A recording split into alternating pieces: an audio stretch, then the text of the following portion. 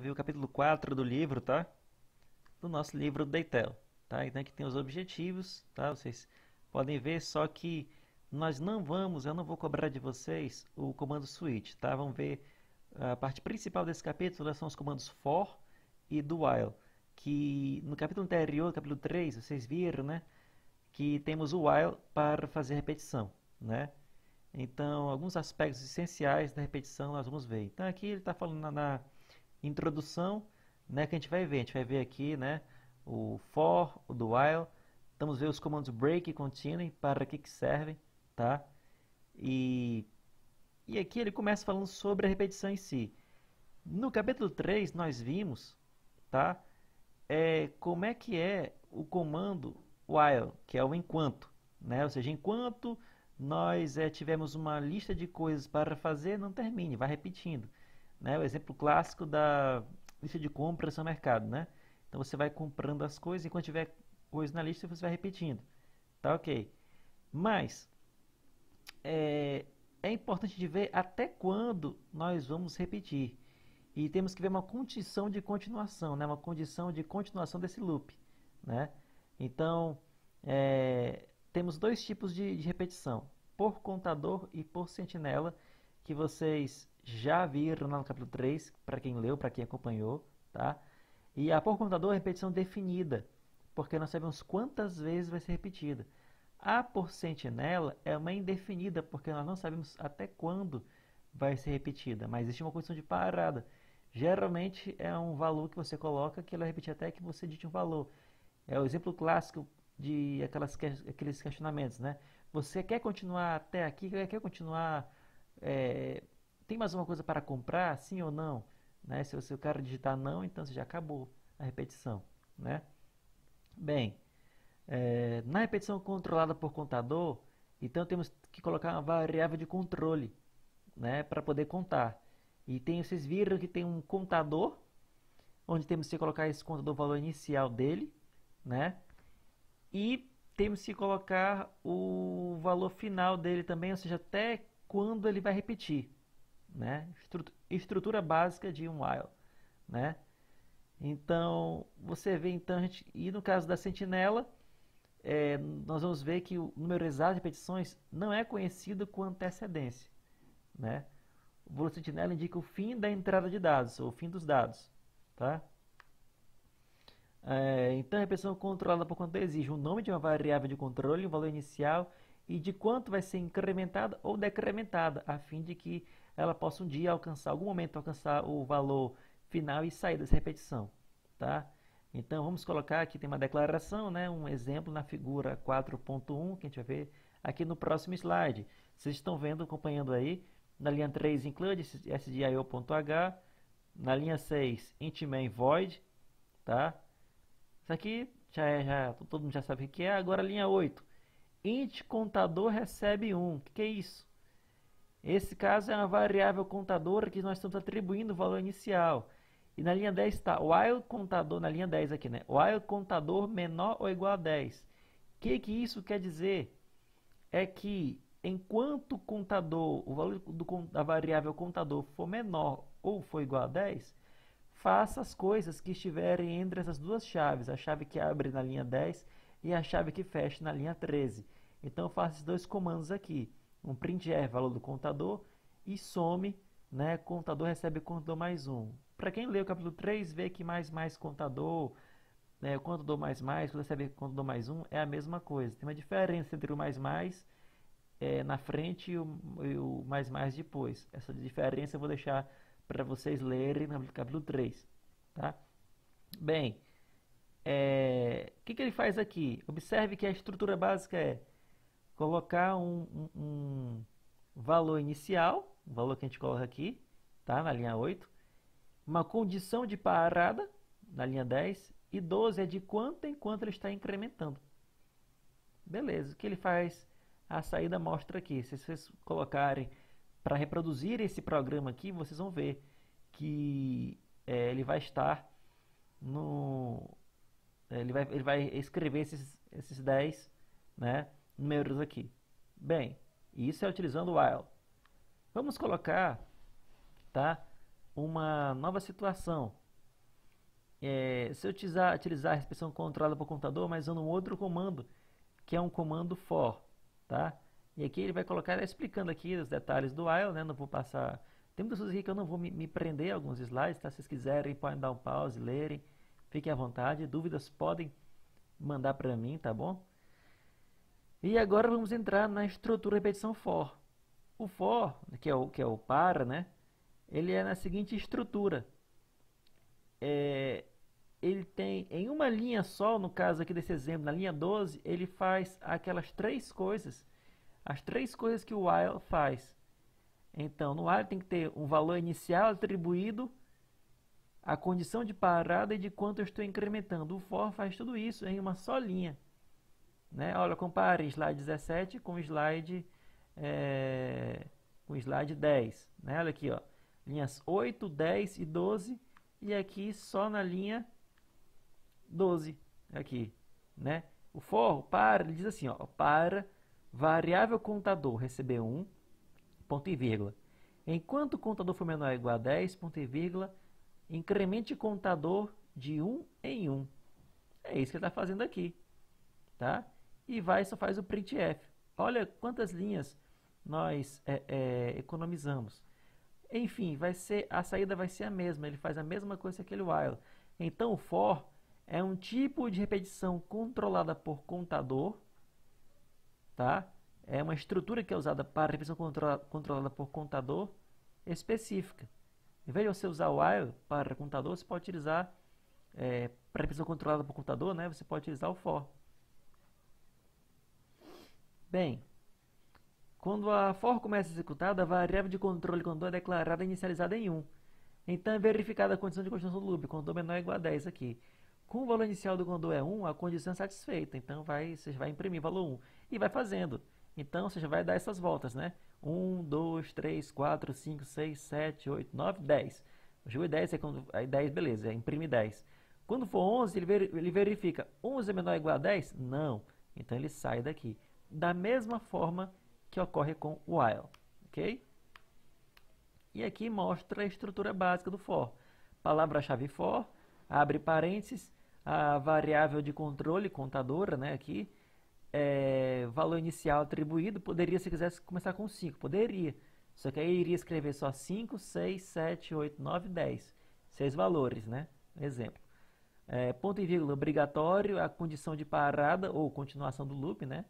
Ou seja, enquanto isso aqui for verdadeiro, ele está dentro do loop, do for. Quando ele sair, quando ele for maior que 10, ele sai daqui, desse for, tá? Ponto e vírgula, 10 aqui é o valor final, ponto e vírgula aqui, final aqui, né? E quando mais, ou seja, no caso é de quanto em quando está incrementando. Pergunta assim, professor, eu poderia colocar contador recebe contador mais 1? Poderia, não tem problema, é a mesma coisa. E se eu colocasse mais contador? Estaria errado, porque ele começaria atribuindo 1, e mais contador aqui na frente já começaria com 2 aqui, né? Dúvidas? Podem ler o slide 3, do capítulo 3, que lá explica a diferença entre mais depois e o mais antes. Bem, observe que a figura 4.2 é a condição de construção de loop, né? Então, corre assim. Então, da mesma forma, pessoal, e aqui esse slide está errado, tá? Expressão 1 está errado, tem que ser expressão 2 aqui, tá? Nesse meio aqui. Então, o formato geral da estrutura for é expressão 1, expressão 2, expressão 3 e instrução. No caso do while, olha só, você pode transformar um for para um while contado e vice-versa.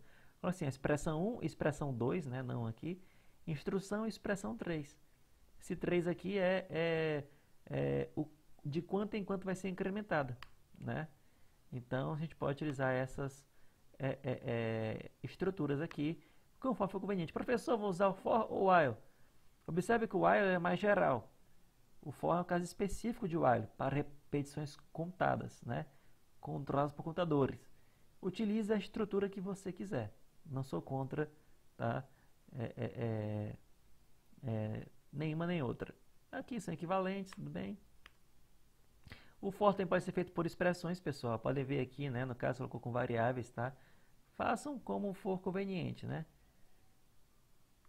Coloco um exemplo aqui.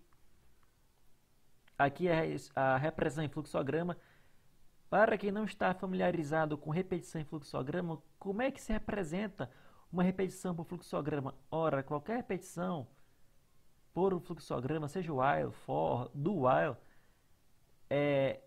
ela sempre é indicada por uma condição e em algum momento, em alguma situação, uma seta que volta.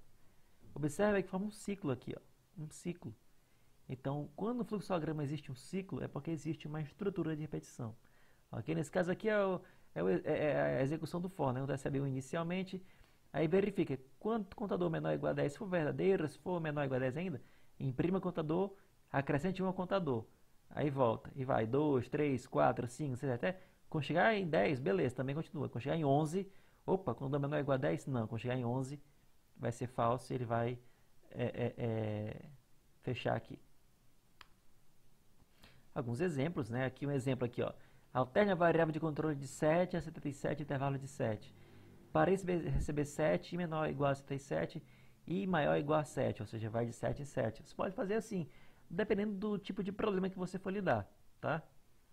Alguns exemplos de simples aqui. No caso aqui ele está somando, fazendo uma soma de números pares, de 2 em 2, né? Soma receber 0, int número.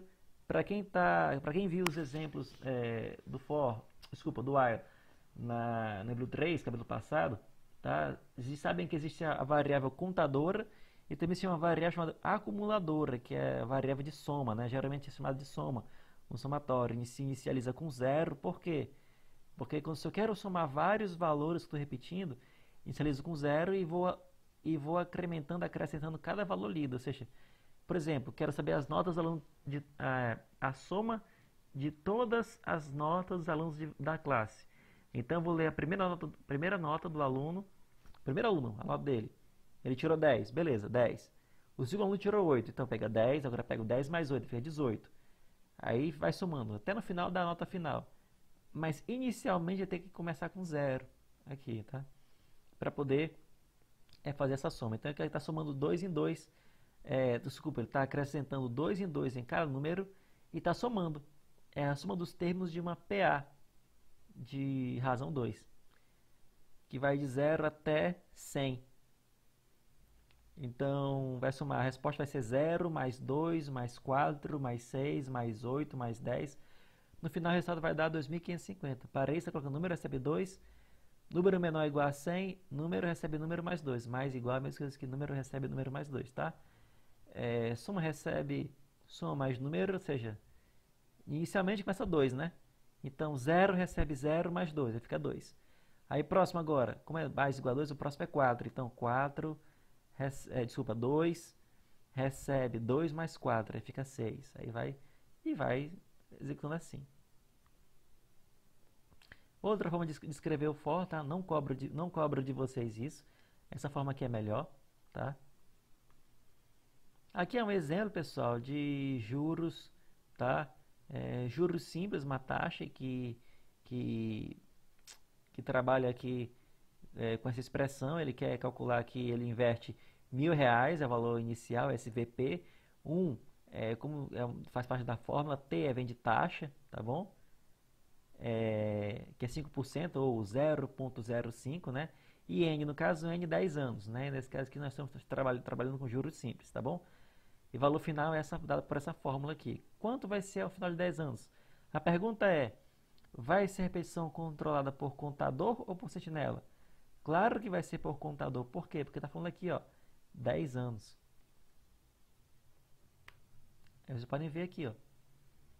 Aí ele mostra o valor final, né? Como descobrir, valor principal com o valor inicial, a taxa, que é 0,05, pode ser escrito assim também, sem o zero na frente, int ano. E aqui ele colocou que esse por 121 é só para dar espaço, fazer tipo uma espécie de tabelinha, tá bom? Para receber 1 ano menor ou igual a 10, ano mais mais. Valor recebe principal vezes POW. Opa! Da onde veio esse POW? POW vem de power, que é potência. Veja que na linha 4 tem uma marca azul aqui, a parte de novidade aqui, tem include math.h. Tá vendo aí? Então, foi incluída essa biblioteca para poder utilizar esta função. Função é uma sequência de operações que vão retornar um valor. Então, potência, então, a primeira parte daqui, separado por vírgulas, né? A primeira parte é a base e a segunda parte é o expoente. Então, que é isso aqui, ó. A primeira parte é essa base e a segunda parte é o expoente. Ano é aquele N da fórmula lá. Taxa é o Tzinho lá, né? Então, faz um for, 1 até 10, e vai calculando para cada ano, e vai dando printf aqui. O resultado final vai ser isso aqui. Ao longo de 10 anos vai ter rendido isso na conta. Aí ele explica aqui, né, o que ele utilizou. Vocês podem ver nos slides que eu enviei para vocês também, tá bom? Qualquer dúvida sempre me perguntem. Ele utilizou variável float, né, para escrever só duas casas decimais, coloca %.2f, tá? Ele fala aqui sobre arredondamento, podem passar à frente isso aí. E a próxima estrutura é a estrutura do while. Olha, ora, qual é a diferença do while, sozinho while, para do while? Qual é a diferença de uma para a outra? É o seguinte, aqui está explicando, né? A estrutura while, ele verifica no início da repetição. E o do while, ele faz pelo menos uma vez uma ação e ele testa no final. Ele força você a entrar na estrutura pelo menos uma vez. É isso que é essa diferença, né?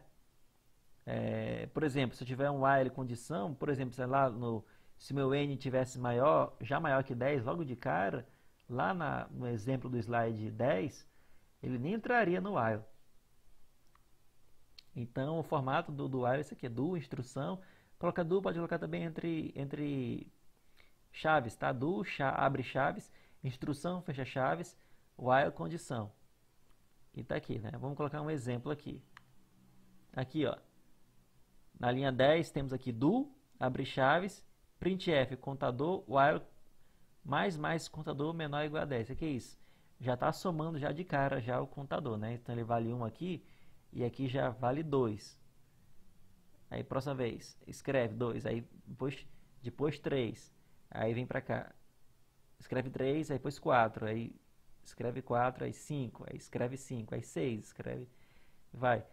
Observem que ele já vai obrigar você, vai lhe obrigar a entrar pelo menos uma vez aqui. Se não fosse assim, né, seria o while aqui em cima. A saída vai ser a mesma. Como é que é o fluxograma do while? É assim, ó. Executa a ação e a condição, se repete ou não, é verificada no final. Se for verdadeiro, continua repetindo. Veja, sempre tem que ter um cíclico, né? Um ciclo, né? E se for falso, ele sai da repetição.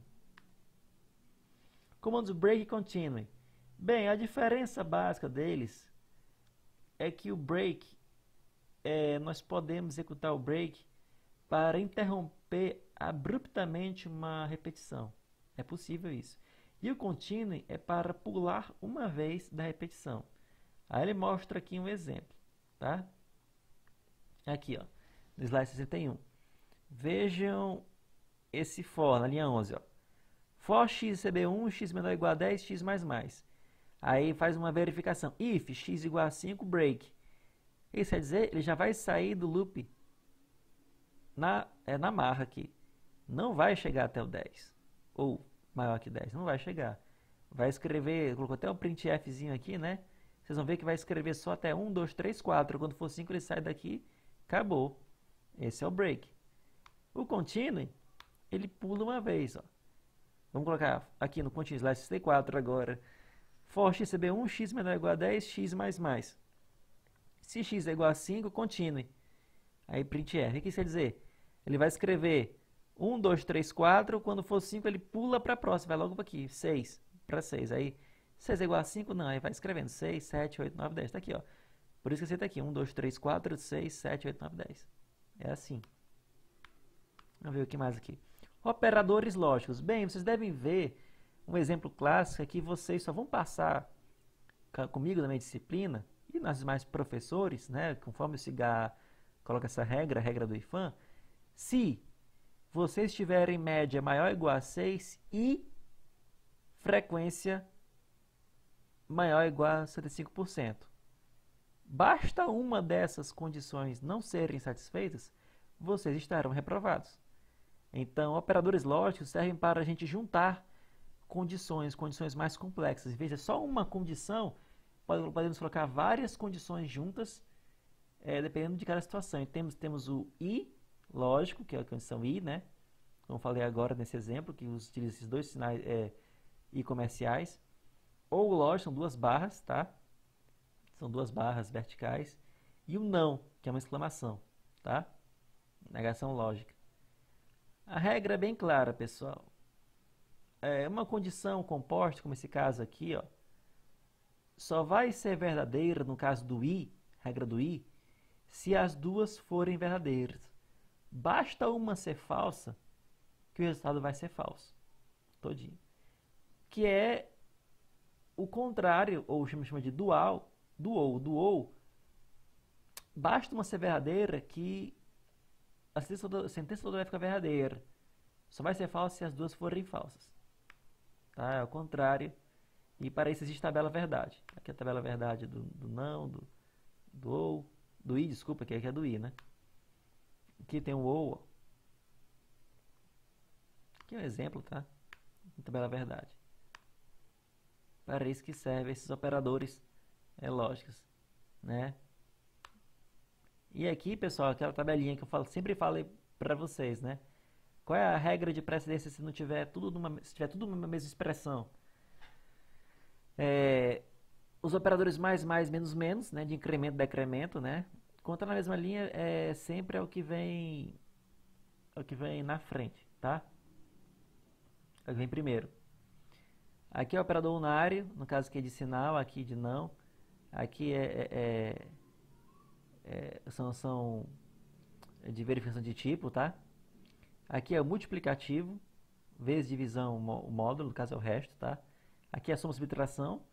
Aqui são de relacionais, o de igualdade. Depois é que vem o i, depois tem o ou, depois tem a condição ternária, tá?